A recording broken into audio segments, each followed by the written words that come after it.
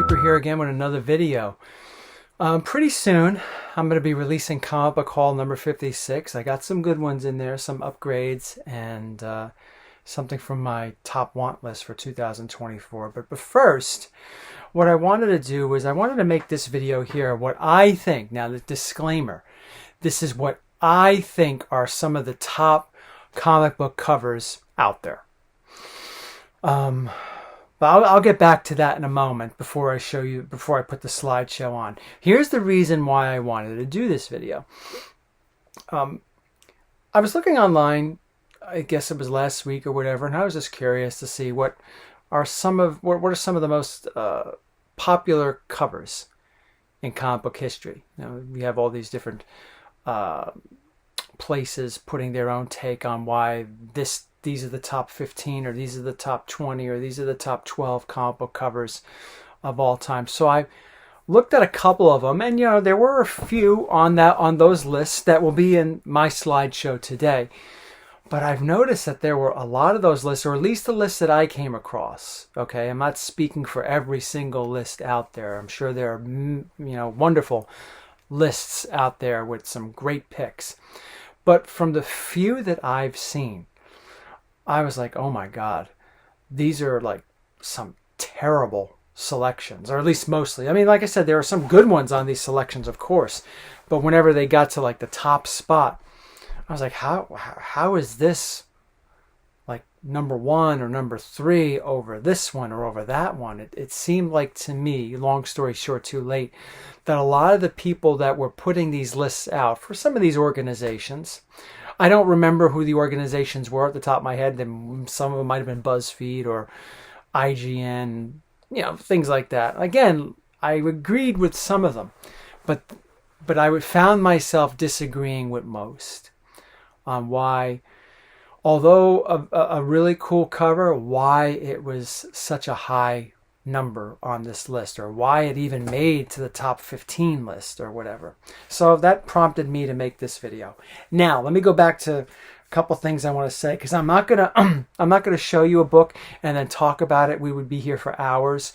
I decided to make what I think, within reason. I have my favorite comic book covers, just as you have your favorite comic book covers. Some of my favorite comic book covers will obviously be in this video, but I'm trying to look at it in a sense that where if I was tasked with making a top 25 or a top 50, in this case, top 50 comic book covers video, I think these would be something that a lot of us, if not most of us, would agree on. That we would say, yeah, definitely, I think this is a good modern pick, or I think that's a great golden age pick, and so on. Instead of me just putting Haunt of Fear number 12 as like the number one. Well, some of you may agree with that, but I don't think it belongs necessarily in the top 50 iconic comic book covers video. So that's how I approach this. Another way I approach this is they're out of sequence. So, for instance, like, I'll start with number 1 and then I'll go all the way to number 50. I'm not going from 50, this is the 50th on my list, versus the number 1 top comic book cover of all time, in my opinion. I didn't set it up that way because honestly, it's really hard to pick. It's really hard to sit back and say, well, I think Detective Comics 31 is the most iconic comic book cover of all time, where some people might think Action Comics number 1 is the most iconic comic book cover of all time, or Amazing Fantasy 15. It's very hard to create a top 10 list. So for the people that I was complaining about a few minutes ago, I could understand it's difficult. But again, some of the picks that they had in those lists are just completely mind-boggled. And I think for a lot of us, you would be mind-boggled at why some of those made it into the top 15 or top 12 or whatever list it was. I think you would be confused too. So anyway, let me show you a slideshow. You'll see the comic book cover, and I'll put down the cover artist or cover artists, who they were. And like I said, they're kind of out of order. And once again, this is my opinion. This is not definitive. This is not something that I say that definitely these this is definitely number 25 or whatever. I would think that the picks that I chose, the picks that you're about to watch, are some picks that most comic book fans across all ages would pick. Now, another thing, I don't believe I went with any variant covers because I'm not knowledgeable about variant covers. I'm looking at classic covers of all time that that have stood against the ages of comic book collecting. Golden, silver, bronze. Now, again, not to say that variants, or the variant age as Nick calls it, shouldn't be on this list, but this is something a little different. I'm not as knowledgeable about variant covers as some of you may be. And just another quick disclaimer, like the places that I was complaining about that had the 15, oh, I can't believe this was 15. I'm not complaining about if they had variant covers in there. I don't think they did. I'm talking about some classic covers that I've noticed that are iconic, that were strangely absent from these lists. Now, I don't know why. Maybe due to political correctness. It could be. Who knows? Oh, it's not really kosher to say that this is an iconic cover of a guy holding some lady's decapitated head.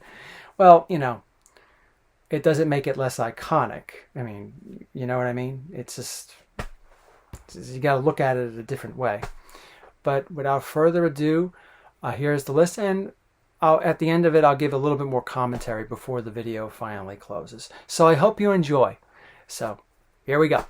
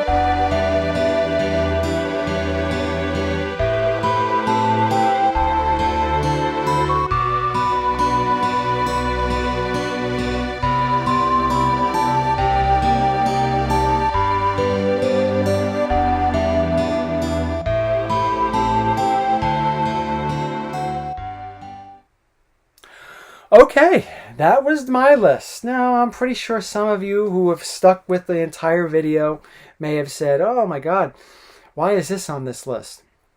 Well, you completely forgot to add this one. I get that. Maybe I did forget to add a couple, and maybe a few here you may not agree with. But I think the majority of the books that I selected for this top 50 iconic, famous, great, whatever you want to call it, comic book covers of all time, I think a lot of you could understand my reasoning why this book would be here. I'll just talk about a couple of them. All right, of course, the Crime 22 would be on this list. Now, a lot of those lists I talked about earlier in the beginning of the video, I didn't see a Crime 22 on some of them. And I thought that was crazy. Again, whether it's because of political correctness or not, it's still an iconic cover.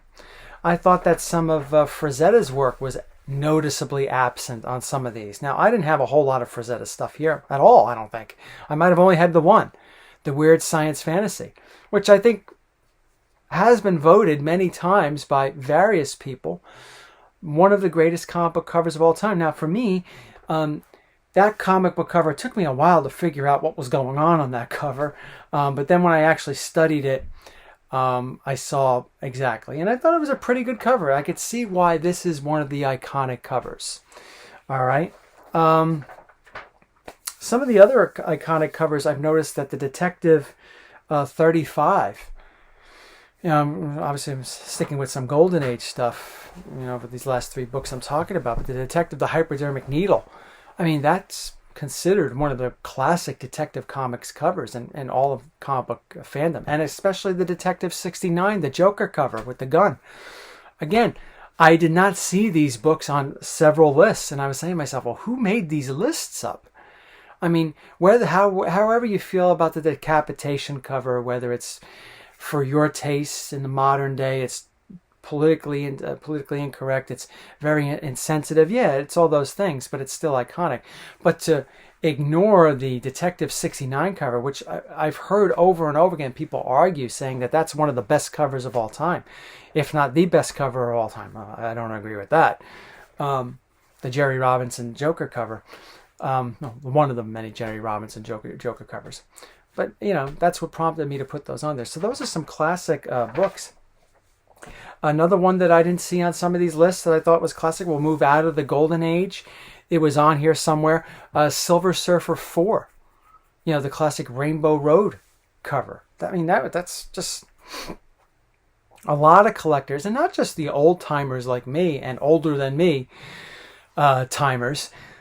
Even modern people, modern collectors look at the Silver Surfer cover, that Silver Surfer 4 cover, and be like, wow, that is a pretty cool cover. Even though I collect a bunch of variants, I could still acknowledge that is a classic cover, whether it's in my collection or not. Most of these are not in my collection, not at all. Some of the other ones I've noticed that I did not see, and maybe I'm a little biased on this one. I didn't see Mystery Tales 19, that classic zombie cover, Atlas zombie cover. I think a lot of the lists that I saw, Atlas was widely ignored. I got into Atlas pre-codes, a couple of years ago, and it's been a slow burn for me, but it's been an enjoyable part of the hobby for me to collect those. So it might sound a little bit of bias, but I think you could look at that cover, the zombie cover, the Mystery 19, and say, yeah, it's very subtle. You don't see people's heads being ripped off or blood and guts all over the place, but you take a look at the colors on that cover and the zombie's face and the way the zombies are standing there, there's an eeriness about it, and the trees in the background and the church and the headstones. It all adds atmosphere to a time in comic books where these books were coming out from all different types of companies, and people were putting out, artists were, Harry Anderson cover, the Mystery 19, were putting out a lot of good stuff. And again, I think it's, even in comic book collecting, I think that book, among others, has been widely ignored up until recently. Try getting a copy. I have a 5.0, thankfully.